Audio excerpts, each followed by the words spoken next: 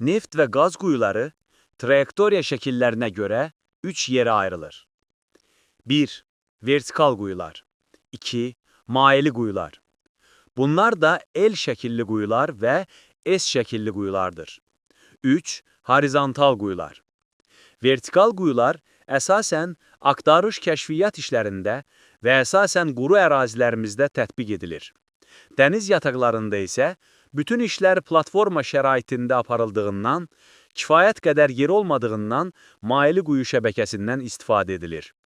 Bu zaman daha kiçik ərazidə müxtəlif azimut və trajektoriyalarda maili quyulardan istifadə edilir. Bazən çıxarıla bilən neft miqdarını artırmaq üçün layın qalınlığı və ehtiyatı kifayət qədər olduqda və nisbətən daha az qırılmaların olduğu yataqlarda horizontal tipli quyulardan istifadə edilir.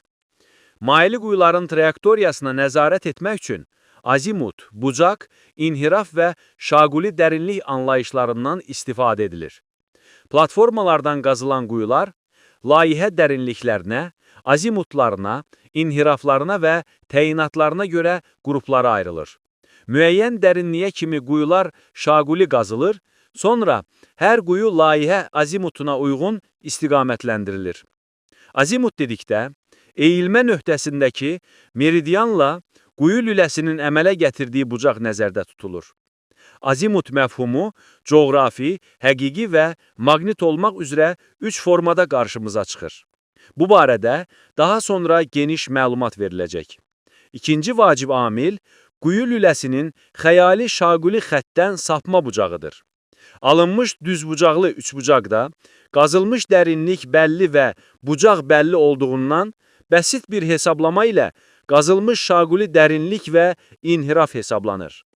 Hər qazılmış intervalı üçün bu hesablar ayrı-ayrı tapılır.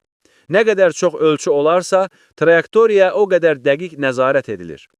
Eyni növ hesablamadan azimut qiymətləri üçün də istifadə edərək quyu lüləsinin üfüqi müstəvi üzərindəki proyeksiyası da hissə-hissə qurulur. Beləliklə, trajektoriyaya nəzarət etmək üçün 2 proyeksiya eğrisi olur.